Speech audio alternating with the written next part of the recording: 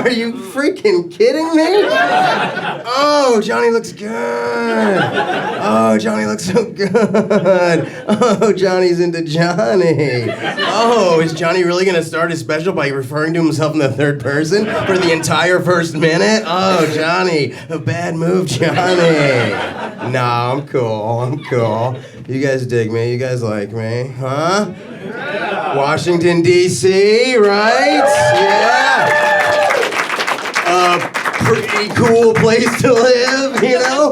Kinda cool. It ain't New York, but it's also not Florida. We're D.C., huh? We got a few cool bars and a bunch of shitty ones. And a lot of people with jobs that they feel morally ambiguous about. Oh, yeah. But they don't define themselves by the position, so that's how they live with their lives and stuff like that, because they're good to their friends and family or whatever, you know? I'm a lobbyist for Monsanto, but I'm putting my kids through college, you know? Oh, I can sleep at night. Oh, the Monsanto's coming for our children. The Monsanto. Doesn't it sound like some sort of monster that steers the souls of Ecuadorian kids from the village? Oh, the Monsanto. I don't know. That's what I think of when I hear it. That's what I think of when I hear about the Monsanto. You know? It's cool. I'm a good guy. People dig me, you know? Oh, trying to get sexy. I mean, I know I look like I'll fly like airplanes or whatever, you know, but I'm just trying to tighten it up, you know? I'm trying to tighten up the hard body a little bit, you know? I was hitting the gym, but then I sort of fell off. But I've just never, my entire life, I've never been able to do pull-ups ever, even as a kid, ever. I mean, you kind of look like a pull-up guy right there. You look like if you fall off a boat, you can save your own life. You know what I mean? Like, oh, I'm so freaking proud of you. Oh, you know, look at you go with your adequate upper body strength. Oh, you're a champion. If I fall off a boat, I'm gonna die, all right? Because this is not happening. All my friends, my family, everything. I couldn't save them. Yeah. I've never been able to do them, not as kids, anything like that. Do you guys remember the Presidential Physical Fitness Challenge growing up? Do you remember that bullshit, that madness with like the shuttle run, you know what I mean? And then the stretch thing? Different bodies are made different ways, man. This is bullshit. Pears can't touch their toes. Pears can't touch their toes. You know, there was like the mile run, there was sit-ups, everything like that. I remember if you did well enough, you'd get a certificate from the president that would allow you to have self-esteem as a child. Or you just wouldn't get one. Go back, deal with your day, failure, kid. Go, live, deal with your day, failure, kid, you know? There also was that, for that thing, you guys, there also was pull-ups, there was. But for the kids that couldn't do pull-ups, there was the flex arm hang. You guys remember the fucking flex arm hang, dude? Where you just have to like desperately try to keep your chin above the bar, and then the phys ed teacher would start their stopwatch of failure, click, click, you know? And with every incremental fall, it got harder and harder to believe your parents growing up when they told you if you try your best, you could do whatever you want in life. You know? It'd be like, oh, I ain't never going to the Olympics. No way, that is out. Oh, it would be a serious liability for me to become a firefighter. Oh, I'm never gonna have a standout performance in an orgy. No way. Looks like it's a life of video games and podcasts for me.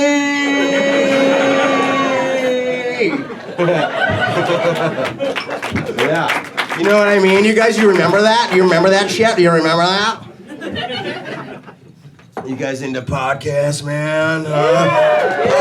Podcasts, yeah? You guys into antipsychotics and mood stabilizers? What? More podcasts? Okay. I know what I'm dealing with, the podcast crowd, man. I've been on and off a bunch of antipsychotics and mood stabilizers over the years. Whatever. It's cool. It's chill. One of the weirdest ones I was on for a little while was called Safras. And it wasn't weird so much because the nightmares or like the boner situation. It wasn't the tricky boner situation or the nightmares. It was weird because the way it was marketed on the box. This is what it said. It said Safras. black cherry flavor sublingual atypical antipsychotic. Oh, yummy! Oh, delish! Finally, a black cherry flavor. We hope if you take this, you'll stop going crazy, pal. Oh, tastes so good in my tummy tums. Wait a second. Any chance you got that shit in blue raspberry or cookies and cream? Huh? Come on, help a brother out. I'm seeing dead people over here. What's that now? Side effects include flavor overload. Oh no, not flavor overload. It's too delicious. I can't handle it. Kool-Aid guy burst through the wall. Take your pills, psychopath. Yeah, man. I got bipolar disorder. It's so cool. Ladies, I got it, man. Every few years, my brain chemistry makes me think I'm Jesus. Hey, how you doing? What's up? Yeah, hello. Cool. Yeah, it's weird, you know? And also, I have bipolar 1 disorder, which in the medical community, they refer to that as classic bipolar. Classic bipolar, man. Yeah, my mental illness is basically the Rolling Stones album Sticky Fingers, you know what I mean? Classic. My mind is sort of like the Beatles' White Album, really, of like being crazy. It's pretty cool, you know? And it's just so brave of me to talk about it publicly, you know? Like getting rid of one of the last stigmas that's left, talking about it, mental illness, owning it through comedy. Holy shit, so you guys get to feel less uncomfortable, me being vulnerable. You're like, wow, I can't believe he's doing this. I feel so at home because he's talking about this thing and he's so opening up and it's beautiful, but he's also kind of being an arrogant, self-absorbed douchebag about it at the same time. I didn't even know that was freaking possible, man. It's so refreshing. It's such a breath of fresh air. You know? Thank you. You know, you guys can clap together at the same time. Like, this is my fucking special, guys. If you even think in your mind to clap, fucking clap. Are you kidding me? Are you fucking kidding me? Yeah, like the first time, like when I did this, I went, ugh, right? You're supposed to have clapped like 10 seconds before you started clapping. I mean, it's fine. It doesn't really matter. I mean, I shouldn't have to tell you, you know what I mean? Oh, no, you're cool.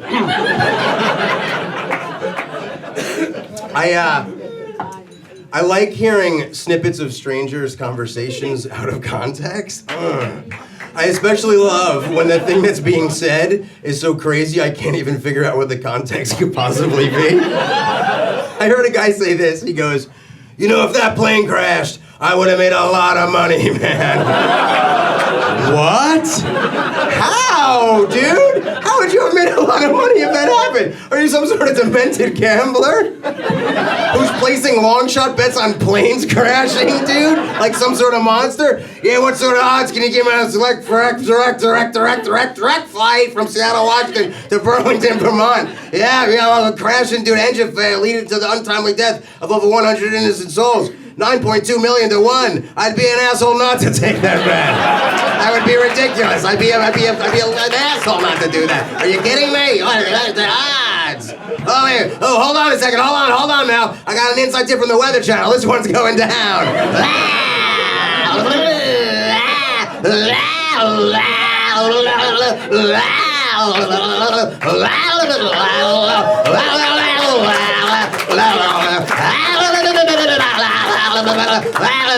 Could you love me if I was like this? Would you consider dating me? Like if I was a really good guy who really championed all of your hopes and wishes and dreams, and I was there for you, but I had this affliction, but we were like a 98% match on OK Cupid. Why can't you see past this? Why can't you see past this? I'm a human being. I'm a human being who just wants to love. Why are you so shallow? Why are you so shallow? Clearly I'm good at cunnilingus. All right, cool. Yeah, man. Yeah, man. Yeah, it's cool. I mean, you know, chicks dig me, generally. You know, it's pretty cool. One time I picked up a girl because she was crying outside a bar. I was like, oh, that's my demographic. Good to know. Good to know. They don't call me the rock bottom kid for nothing. Oh, bang, bang, bang, bang, bang, bang, bang, rock bottom kid. Oh, bang. Hey, girls, your life going poorly? No problem. I'll sweep up the pieces of your broken heart. Oh, bang, bang, bang. Yeah, man. Had a couple threesomes over the years, huh? Like all of us here. I get it. I get it. One of them was a while ago, and it was me, a girl, and another girl. Pretty hot. One of the girls was straight, but when she drinks, she gets bisexual. We all know about college, right? And then the other girl was a complete lesbian who wanted nothing to do with me throughout the entire experience at all, man. And I remember at one time, I reached up my hand to grab this perfect, voluptuous, floppy lesbian breast, and she just swatted my hand away. So that was the first one. That was the first experience. Second one, not too long ago, it was me, a girl, and another guy. What? Don't worry, he was a good friend of mine. It wasn't weird. It actually didn't feel weird, because here's the thing. I think it's tough to be a woman in America these days in this culture, and I think sometimes a woman deserves to be loved on and serviced and pleasured by not one, but two men who can exalt her up and put her on the earth goddess, Gaia mother pedestal she deserves after hitting on her in a bar for an hour and playing pool, because that's what we did. Then we took her back to her place. Real classy. And then we both start kissing her at the same time. And she's like, oh, two. We're like, yes, two. Two. Go with it, Earth Goddess, two, right? And we're getting down, and it's so much fun, and everything's going well, and it's great. But here's the thing, you guys. I didn't realize after I orgasmed how much longer they were going to continue having sex.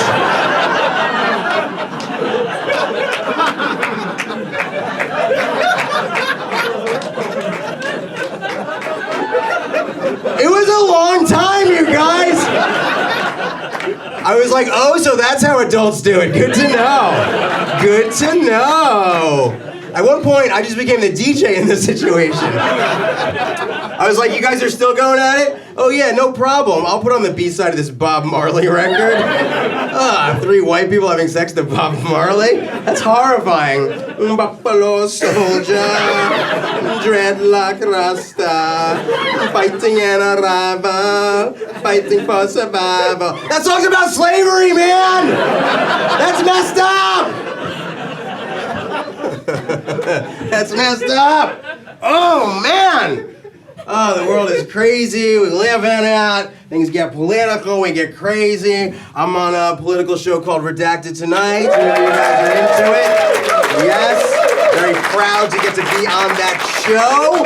And sometimes my political opinions, man, they get me in trouble in different situations. They do. Like sometimes with the ladies, like things are going well, but then politics get into the mix and everything gets messed up. Like so I was hanging out with this girl, and there was some mutual attraction going on and banter, and things were looking good. It looked like some sort of ooh la la situation was in the cards, maybe some sort of, orgasm sitch, right? Like, something was gonna happen. But then politics got in the way and everything got messed up because the movie American Sniper came up. You guys came out a little while ago. American Sniper. Have you guys seen this 21st century masterpiece of propagandistic, jingoistic, freaking warmongering bullshit? Have you seen it? I think you guys know how I feel about the movie. That's fine, but thanks a lot, Bradley Cooper and Clint Eastwood, man. Whatever. Okay, so anyway, so she goes, oh, I saw that movie. I really liked it. I think it shows like the struggle that our soldiers go through. And I was like, all right, John, you can be honest with her, but just play it cool, Just play it cool, right? So,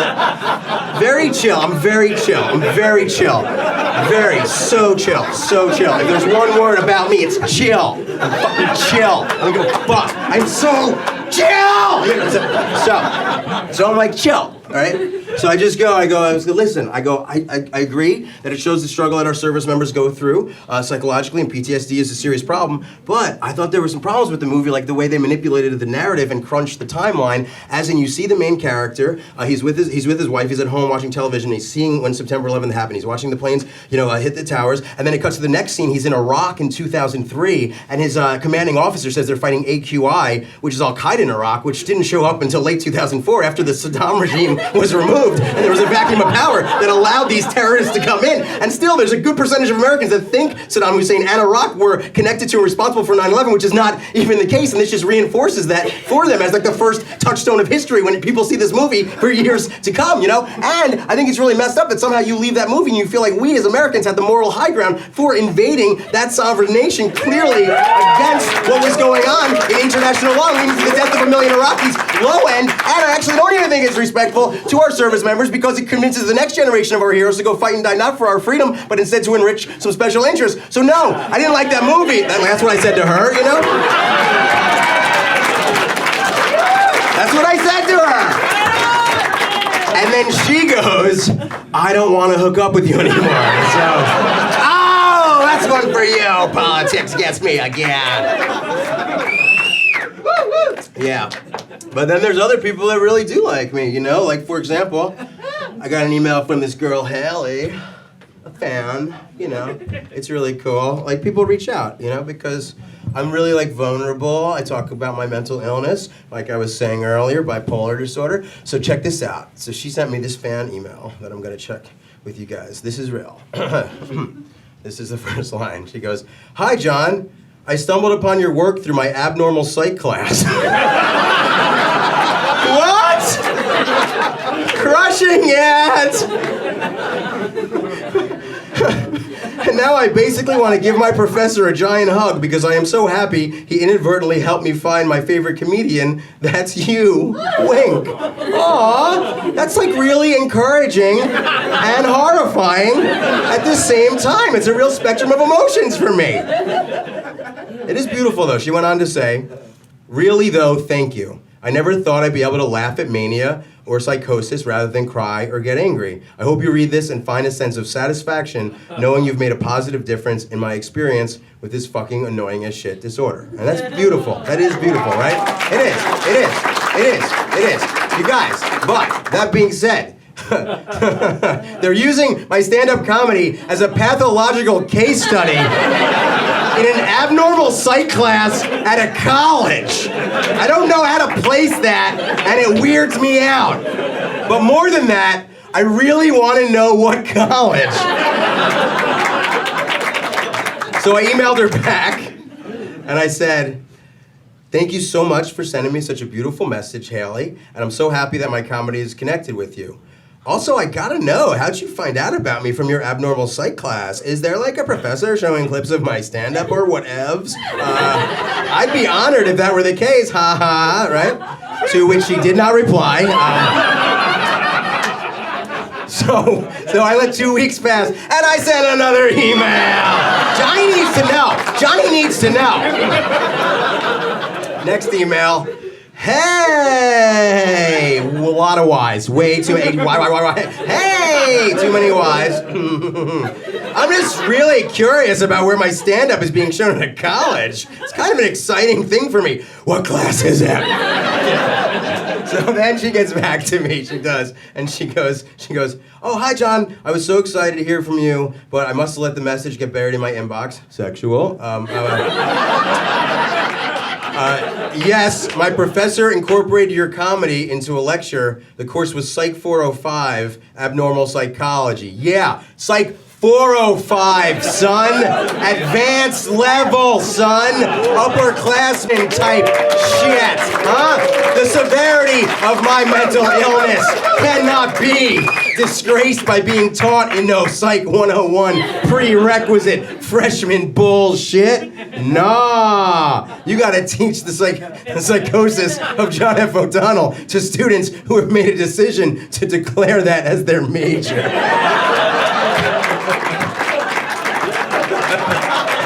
Yeah! What the fuck? And okay, so it turns out it's a Dr. Paulson out of Old Dominion University, and he shows a clip of my stand-up when he teaches his unit on mood disorders. So is that a credit? Can I use that as a credit? So, and here's the thing, I don't know like how he lectures about me, I really don't, but I assume it's kind of like this. I assume he's like, "Gather round, students. Gather round. Observe comedian John F. O'Donnell, the embodiment of insanity. On stage, in his natural environment. Notice how he rants and raves about all of the medications he's been on throughout the years in order to try to marginally function in society. See how he desperately clings to his high-energy comedic persona, trying to evoke laughter out of strangers, hoping against hope that the laughter's loud enough that it can temporarily silence the madness lurking inside his cursed soul. Rue this sad clown, students. Rue this sad clown. I mean, that's probably how he does it, you know? Would you guys agree with me that the word bestiality sounds way too cool to mean what it means?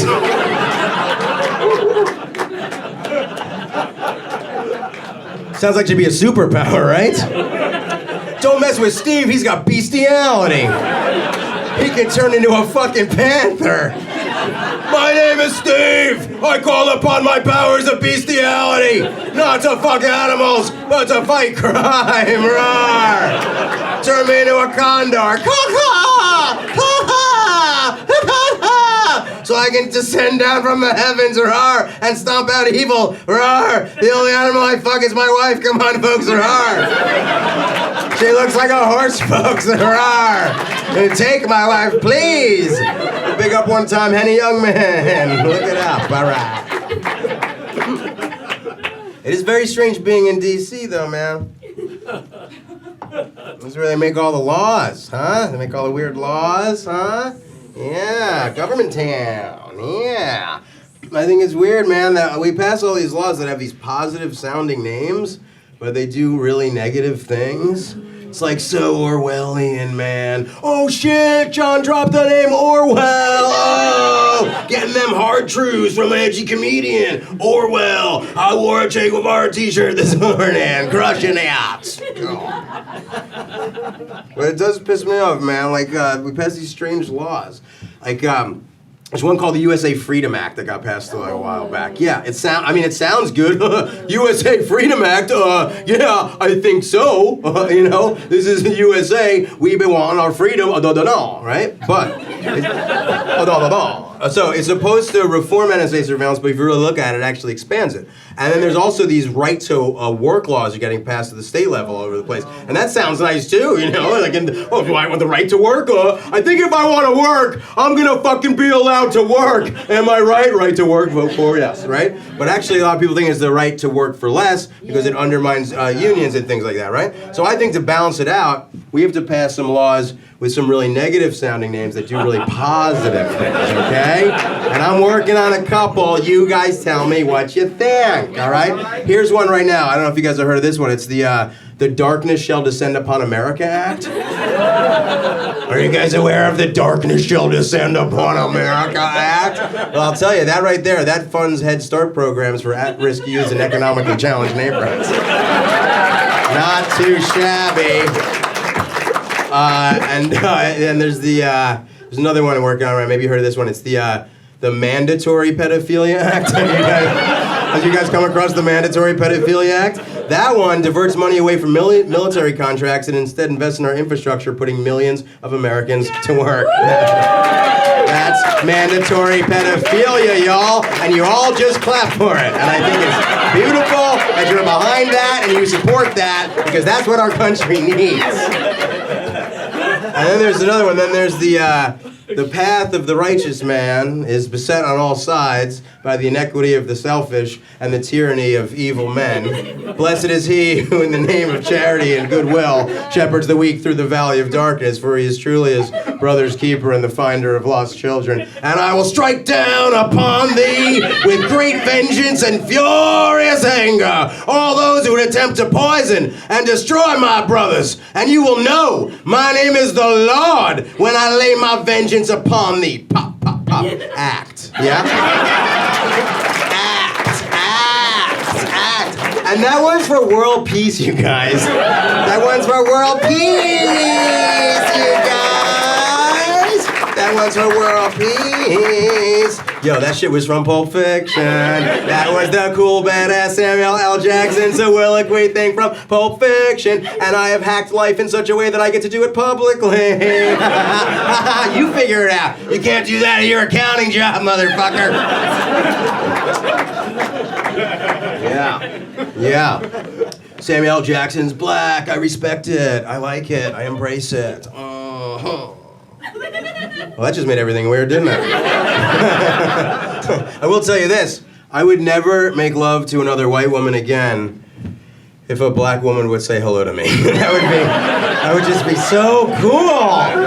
It has to happen at some point, you know?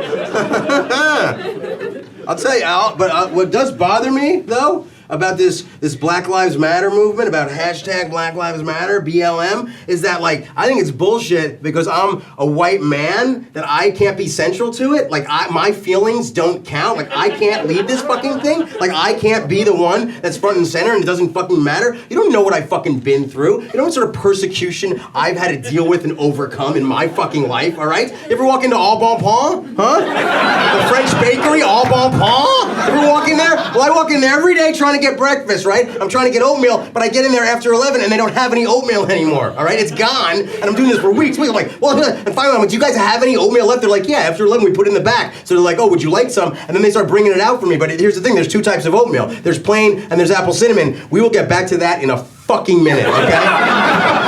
So here's the thing, so here's the thing, right? So they start like specially bringing it out for me, and then one day I go to pay for it, and the woman in the cashier, she's like, oh, was that in the back? You can have it for free, okay? Oh, it's all sounding good. It's all sounding good, right? But here's the thing, I want plain, I don't want apple cinnamon. Somehow it got lost in translation that I was more into apple cinnamon, but I don't need that sugar in the morning, all right? Johnny, don't need that sugar in the morning. But here's the thing, so they're just putting out already for me the apple cinnamon one, and so I'm getting it for free, so I can't be like, oh, excuse me, you know that oatmeal that you're getting from the back specially for me, and then that I'm not paying for? I'd really prefer plain compared to apple cinnamon, you know? But that being said, if they are out of plain, I would still take apple cinnamon. And now the fact that they're putting out there every fucking single day, so I'm locked into oatmeal 5 days a fucking week. What if Johnny wants a bagel, huh? What if Johnny wants some fucking carbs once in a fucking while? And you're gonna tell me I don't understand? Hashtag Black Lives Matter? Get the fuck out of here!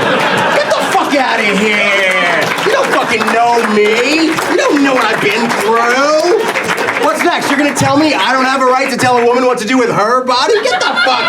Grow up! You don't know me! What do you mean I can't weaponize my own personal drone? This is bullshit! This is all bullshit! I'm tired of it! I don't care for it, man. Yeah, thank you. Yeah. I'll tell you this. Any God worth believing in wouldn't give a fuck whether or not you believe in him.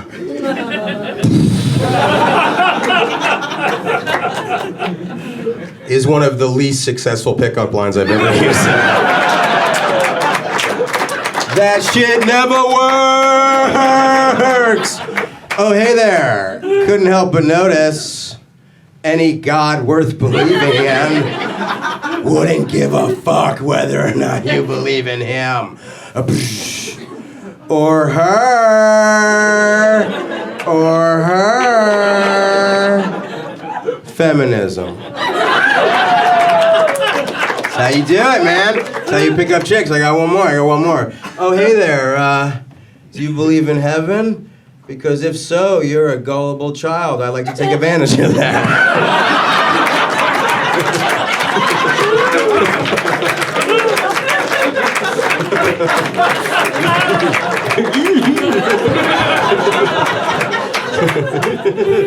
Also, I have no better alternative to provide you with. So, no, it's cool if you believe in heaven. Like, I do actually think, from a certain perspective, it is dangerous to believe in heaven. I think it's dangerous to believe in heaven from the perspective of the environment, because if you actually really think after you die you're going to go to this other eternal place that is forever and beautiful and perfect and pristine, it undermines your incentive to take care of this place here where you are now, right? Yeah, you know? Like we have the 6 mass extinctions happening now. A lot of it, but like, who cares here if all these like creepy looking bald eagles go extinct? Gross. If in heaven there's like awesome super rad eagles flying around with long flowing blonde locks. Oh, picture it. Oh, look at them go. Look at them. Oh, that one has the Farrah Fawcett. Oh, the 1970s Farrah Fawcett haircut. Oh, that one has dreadlocks. Oh, fly on, Rasta Eagle. Fly on, Peter Tosh Eagle. Yeah, we're gonna frack the earth to fucking death. Man, yeah, heaven eagles, you know? And that's why when something bad happens to the world, I hate when people try to explain it. They go like, well, it's all part of God's plan. It's all part of God's plan, and you can't understand God's plan. No shit you can't, because it's nonsensical and sociopathic. How about that? Could you imagine if you were hanging out with God and he pitched you his plan? You'd be like, dude, you need to see somebody immediately. You're messed up. Like if you're in a bar and God's like, all right, I got a plan. All right, you know how there's nothing? Well, I'm gonna create something, okay? Just bear with me here, I'm just spitballing, all right? First, I'm gonna create the heavens and the earth, and then I'm gonna create all these different types of life, and it's only gonna take me 7 days to do it. Well, technically 6 days, because on the 7th day I'm gonna rest, but I'm omnipotent, which means I'm all powerful, so I don't really need to rest. But don't worry, that's just the first of a whole bunch of shit that's not gonna make sense, okay? God's plan. God's plan, man. Nah, fuck that, yo. Fuck that, yo. I'm becoming a Buddhist, son. Huh? Johnny's gonna become a hardcore Buddhist, huh? Yeah? Yeah. Guess a bunch of Buddhists, huh? I get it. You know what I'm dealing with Buddhists that are, yeah, I get it. Buddhism's awesome, man. It's all about transcending desire. Huh? It's all about cultivating compassion in the face of anger. Huh? It's all about non-attachment. Huh? The Dalai Lama says, quote, attachment is the cause of suffering, hence it is the root and beginning of suffering. Wow. That has got to be the most badass way of telling somebody you don't want to be in a committed relationship with them. The old Buddhism loophole, son, yeah! I've been fucking everybody, yeah! Oh, sorry, Nancy, I know I betrothed myself to you, but you know, that attachment thing, right? Sorry. I'm trying to transcend that ninth world, that Bodhisattva state, get to nirvana. How am I gonna do that if I stop doing weird butt stuff with Tina on the side, you know? That's just simple religion, you know? It's just simple, yeah! Trying to get nirvana, son! Nirvana! Nirvana! Come as you are, as you were, as I hold you to burn.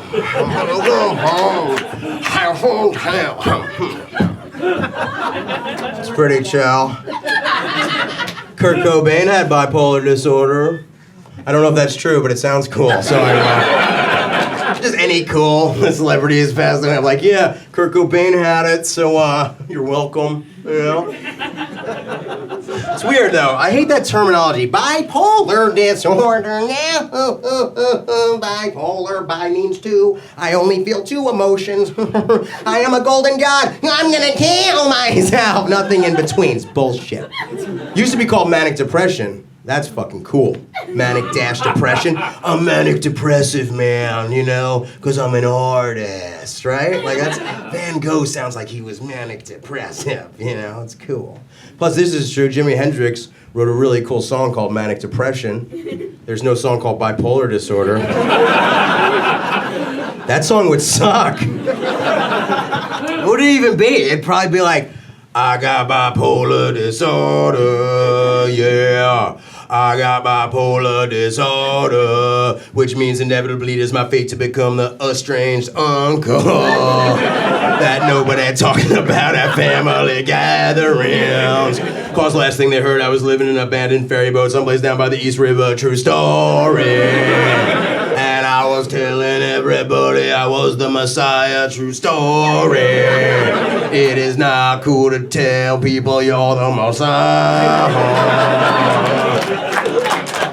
How the fuck could I possibly think I was the Messiah? I no longer think I'm the Messiah, but when I did, I felt super special like a big-time celebrity, because really, who's more famous than him? Nobody. And now I'm normal again, so just bored all the time, relatively speaking. Messiah. Oh, I got bipolar disorder, yeah. I got bipolar disorder. I thought I was gonna get married to a French woman named Elaine Paris, and we were gonna move to a rural part of Ireland called Donegal and work at the post office. And even though I thought I was the Messiah, I thought somehow we were gonna give birth to like the super Messiah, true story Messiah.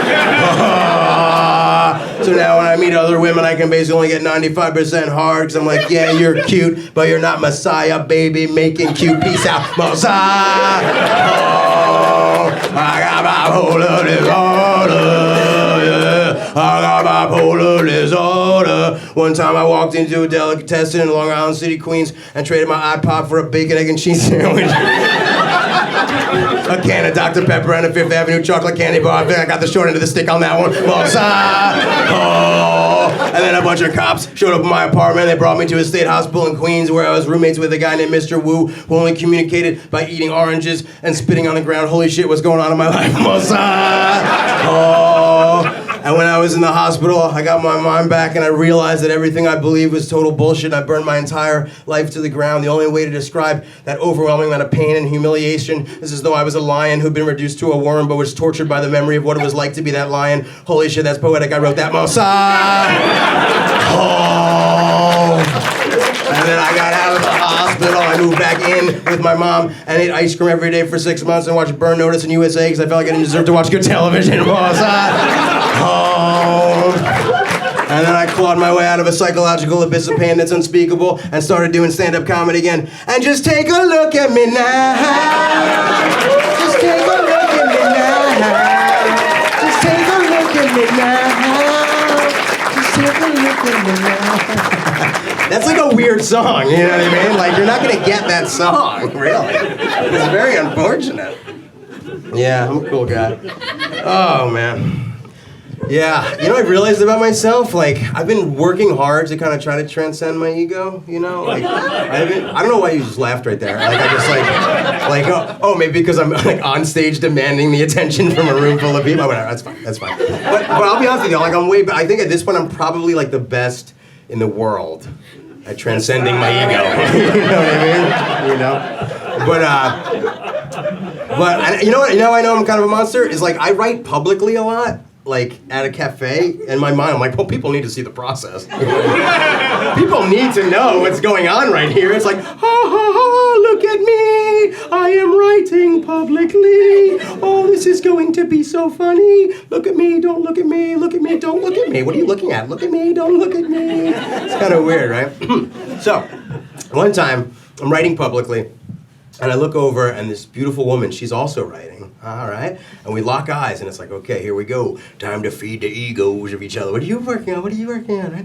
But before I could tell her about my bullshit, she told me what she was doing, and I was disgusted. It was fucked, right? Okay, here's the thing, okay?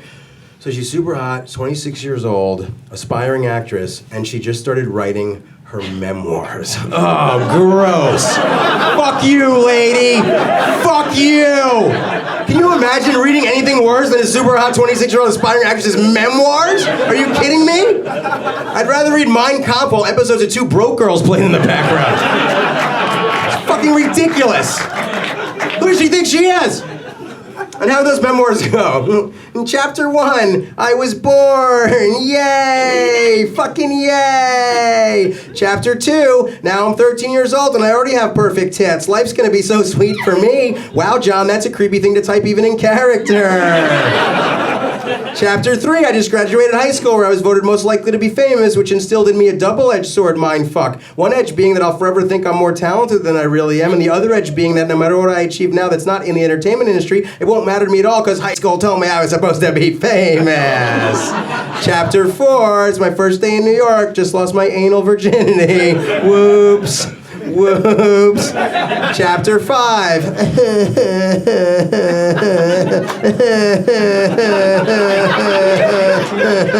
Chapter 6.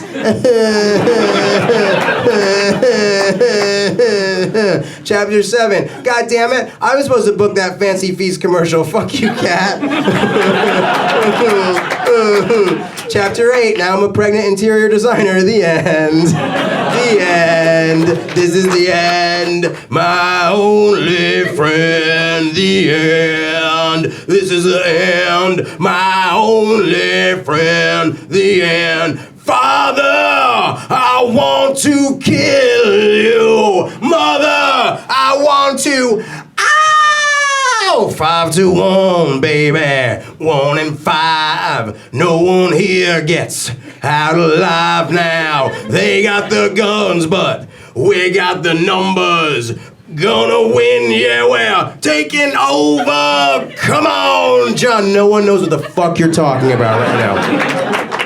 It was a Doors reference, man. You're cool. Do you guys know that if you Google Big Bang Theory, the first 7 entries are about the shitty television show? And the 8th entry is about the generally accepted theory of the creation of the universe? If that is not a fucking sign of the times you fucking live in, I don't know what is. So what's super rad these days for me is that finally, I've been doing comedy for about 15 years, so to have like a steady gig is so cool for me to be able, to make a living doing comedy. And to me that's success, and I appreciate it. But I've had to have all sorts of weird kind of jobs and different things like over the years, right? At one point, I was a chocolate fountain operator. That doesn't even sound like a human job, you know what I mean? But I did. I worked for the Divalicious Chocolate Cafe, and I was a chocolate fountain operator. Those chocolate fountains at weddings and bar mitzvahs, the flowing chocolate things, right? So it's that. I mean, that chocolate's not gonna fucking serve itself, you know what I mean? You need a guy with a degree from the University of Michigan to fucking serve that shit up proper. And here's the thing, I get it, you're trying to enjoy your evening, but if I'm providing chocolate for you there, just don't be an asshole to me, all right? People were mean to me because there would be all these fancy places that I would go to, and it's like, if I say hi to you, don't not say hi back, all right? You're not the Queen of England, dude, all right? You're about to partake in a socially acceptable human trough, essentially, You can acknowledge my fucking existence. And then other people were just mean, but also idiots about it. They'd be like, how do you do this? Oh, I'm sorry, are we bumming you out with this fucking dessert situation we've provided for you? How do you do this? How do you fucking do it? Grab a stick, fucking marshmallow, stick it in there, you fucking moron. How do you think you do it? You put your mouth in there, put your face in the fountain, cover your face in chocolate, yeah, shove some strawberries and marshmallows in there, then take one of the sticks, break it in half, poke out your fucking eyeballs. Poke them the fuck out. That's how you use the fucking chocolate fountain. You think I want to fucking be here? I'm a fucking comedian! Ridiculous job. And one time, for real, because I would get sent to holiday parties and I wouldn't know what the party was until I got there. I swear to God, one time they sent me in there, Hard Rock Cafe, Times Square, New York. What party is it? Fox News Christmas party. Yeah, fucking Johnny O'Donnell in there. Now I say Christmas party and not holiday party because they would freak out, you know what I mean? Because there's a war on Christmas. There's a war in Syria, assholes. So I go in there, and this was fucked up, because this was sometime, I think it was 2006 or something like that. So it was the first time that their ratings for this cable news shenanigans that they hit #1 in terms of viewership, right? But I found out later that it was actually a technicality. They were #1 in the category of white men over 55 years old. No shit, But they were just claiming #1 status. And here's what I saw in there with my own eyes, which was crazy. There was a big sort of screen, and projected onto it were all of these quotes, right? But all of the quotes were from Fox News detractors saying oh, Fox is never gonna make it. No one wants to see a conservative news outlet. They're too late to the 24-hour game. This. So all of this stuff was their big fuck you to that. Like it was just completely showed that it was a troll party. Like that was it. Because if nothing was like, hey, we really broke a story here. We really helped the American public with this one here. You know what I mean? We really are fair and balanced and we're so proud of it. No, it was a big fucking circle jerk. And it really, I saw that with my own eyes. And I will tell you this, and this will make you guys feel better. Now, it says a lot about a person where they dip in the fountain, okay? It is. There's a lot of sociology going on there, a lot of psychology. So it's like if someone takes their, their stick with the marshmallow and goes to the crown, the top, waves it up and down, they feel good about themselves, They're celebratory, they're enjoying life, they're taking it in, it's majestic, it's beautiful, right? Other folks go right into the middle, very egalitarian, The sort of thing where it's like, okay, they're into more of a kind of collectivist. They're very concerned with income inequality, Things like that. But then there's some people that dip down into the base, where the chocolate's already drying and whatnot. Like they have such a level of just sort of disdain that they know that they don't really deserve what's going on. I'm gonna say almost all of the people at the Fox News Christmas party, they were base dippers, you guys. Just a whole bunch of crummy funkum base dippers, man. And here's how I know my theory is true, because Bill O'Reilly was there. For real. And Bill O'Reilly walked right up to me, walked up to my chocolate fountain of love and joy and togetherness. And he looked at me, and he looked at that fountain, and he turned around and he walked the fuck away, man. He did not dip! He did not dip! That's how much this man hates himself. He understands how much he's hurting society and hurting the world that he knows he does not deserve to partake in that. And now everybody knows it. Yeah, man. It's, another job I had. This was a weird one. I was a real estate agent for a while. Which is it's a shady kind of job, It was very strange, actually, because I was doing it a lot in Brooklyn, New York, in this neighborhood called Bushwick. There's changing a lot, developing. So like it was, I kind of felt like I was a frontiersman gentrifier out there. I felt like I had like a figurative machete in one hand, and then just a satchel filled with things white people love in the other, And I'm like, here we go, we're bringing yoga mats, we're bringing hypoallergenic puppies, we're bringing organic, just organic in the abstract. We're white people, we eat organic, we deserve to live forever. Turn this small church into froyo, Hitting too close to home for you guys in this one? Is that the fucking deal? Holy shit. You're like, that's who we are, but we consider ourselves liberal, so I don't want to think about that part of it. What am I supposed to live at home forever? I can't move. It's a national trend. I gotta stay in Connecticut forever. I don't want to stay in Connecticut. Yeah, man. I will tell you this. If you're renting apartments to say, young professionals, artists, bohemians, people just starting out, there's 2 words you can say to them that will make them lose their marbles and orgasm at their eyeballs. And those 2 words are exposed brick. Yeah, baby. Exposed brick. Yeah. Oh, I got some brick, it's so exposed, it's illegal in certain countries. Hey, that thing you see on buildings when you're walking outside and sometimes take notice of? You could have that inside your home. All right. You know what's cool about exposed brick? No insulation, your bills are gonna be higher. Oh, I'll also rent you an apartment with all hardwood floors, also known as floors. I'll totally rent you an apartment with floors because I'm such a good guy who desperately cares about your aspiring photography career. You overloved piece of shit. Yeah, well, you think you're better than all of the filters on Instagram? You know what I mean? Yeah.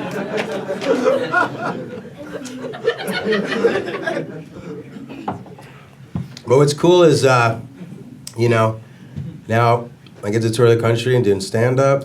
It's awesome, It's just a really cool experience. Like I was in Denver a few months back doing shows, And the audience was great. It was connecting with the people, you know. It was beautiful. And during the day, I walked into a coffee shop, and this singer-songwriter open mic was going on. And it was really cool, you know. The dude was singing Neil Young, right? And all the musicians skewed older. I would say they were in like, you know, mid-50s, like 55 or over or something like that. And the dude's singing Neil Young, and it's rad. But then things got really weird, because he goes, yeah, I just started writing my own songs 2 years ago, and here's one of the ones that's good enough to play. I hope it's okay to play it, right? My first thought was like, you're like 55 years old. Who starts writing songs when they're 53 years old? Was my first thought. But then my second thought was like, holy shit. I need to hear this song that's been burning inside this guy's soul for 40 fucking years or whatever. But then he started singing it, and I was like, oh, dude, stick to the cover tunes, man. You are a creep. Because this is the lyrics as verbatim as I can remember them. He goes, walked into a coffee shop the other day, saw a girl about my son's age. Uh-oh. We're already in trouble. She was wearing a black dress, ordered a mochaccino something. She looked at me, put her hand through her hair. I thought to myself, do I even dare? Old fool, still chasing rainbows. Aww. Old fool, trying to make time a best friend. Aww. This song's about how he wants to fuck young girls, you guys. And at this point in his life, he should really just sing it and tell the truth, man. Go all the way, go all in, and sing from his heart, and he should sing, old fool, still chasing rainbows. Old fool, maybe I can get this underage girl blackout drunk off of wine coolers and her self-esteem be low enough that she'll let me stick my Viagra-induced boner inside of her. Old fool, maybe I can hook her up with my son, he's still attractive, and then if they fuck in his bedroom, I can hide the cameras there, place jerk off the footage later.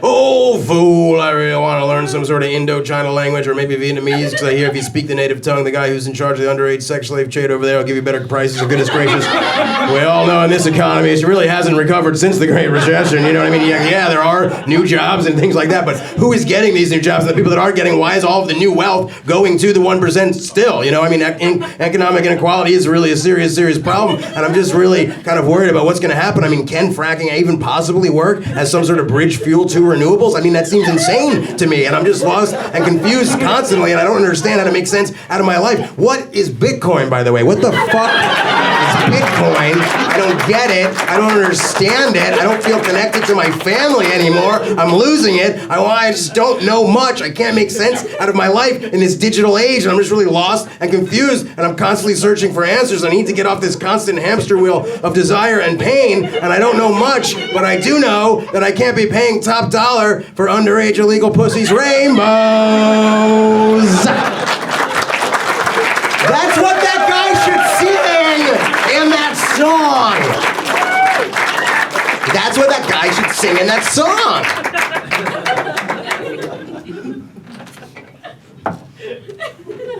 You guys into Friedrich Nietzsche, man? Yeah, we got some Nietzsche heads out there. A lot of people think it's pronounced Nietzsche. It's just pronounced Nietzsche. I'm not gonna be like a dick about that, but I just want you to know that I know how to say his name, whatever, it's cool. Nietzsche, I get it.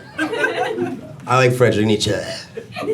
He's got a couple quotes that really flip my lid, make me feel good, find interesting, make me feel good. Here they are. One of them, he says this. He says, as evolving beings, our newest attribute is consciousness. And because it's new, it's still imperfect, thus it can still hurt us. Whoa.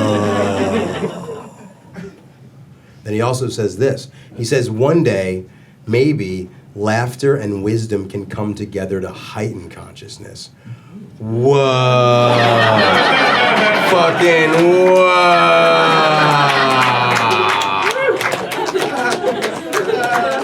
That means at my best, I'm an agent of evolution of consciousness, huh? What do you think about that?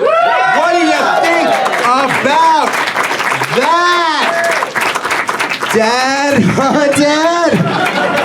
What do you think about that, Dad? Oh, Dad! Oh, Dad! Daddy! Dad! Dad! Aren't you planning to become a lawyer? Dad? Huh? Dad? I'm heightening people's consciousness, Dad. I'm making us realize we're all connected. Dad. How? By telling one finger blast joke after another. Dad. Yo, my dad's a dick. He is. He's a fucking monster. He's been a piece of shit to me my whole fucking life. He's just a mean guy, you know, and he's never been present.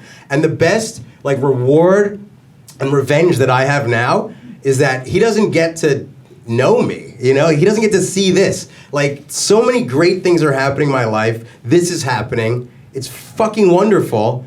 And fuck him. He fucked up, you know? And you know what I'm gonna do? I always wanted to fucking do this. I'm gonna play the fucking, because he's the last voicemail that he fucking sent me. I'm gonna fucking shame him publicly on my fucking taping, and this is gonna be fucking recorded forever. Because you don't even know. No, you don't even fucking know what it's been like and all of this shit. So, I mean, you know what? Fuck you, man. Hey, John, this is Dad. Just calling to see how you doing. Love you, love you, love you. Give me a call when you get a chance. Bye. Piece of human garbage.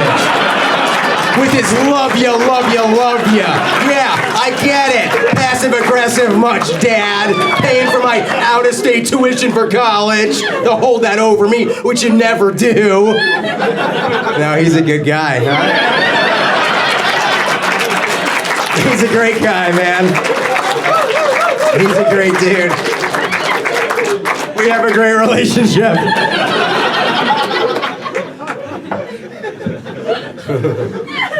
So it's about time to wrap it up, but before I do, I only do this sometimes, just because you guys have been so great, I'm going to break out a character for you guys. Okay? Yeah.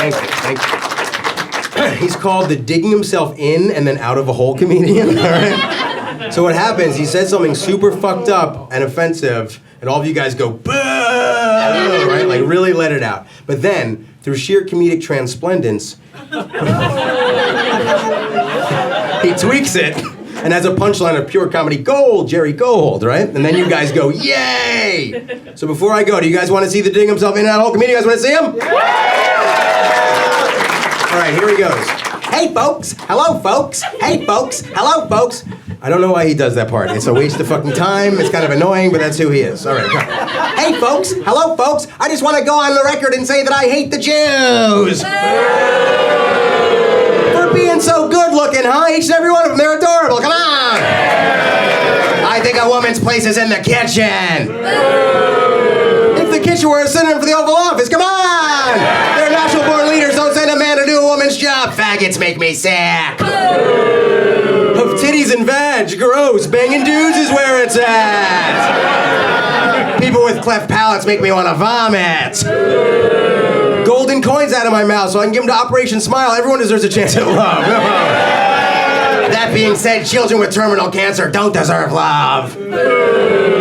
Courtney love, that is. She's not a stable person. Come on. People who smoke marijuana should be arrested.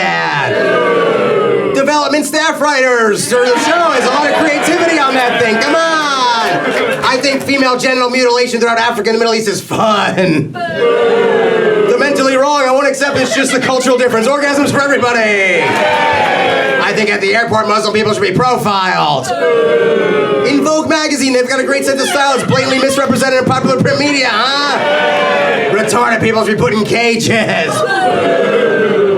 Made out of chocolate. Made out of chocolate. Everybody. Made out of chocolate. Everybody. Made out of chocolate. Made out of chocolate. Made out of chocolate. Made out of chocolate. Made out of chocolate. Made out of chocolate.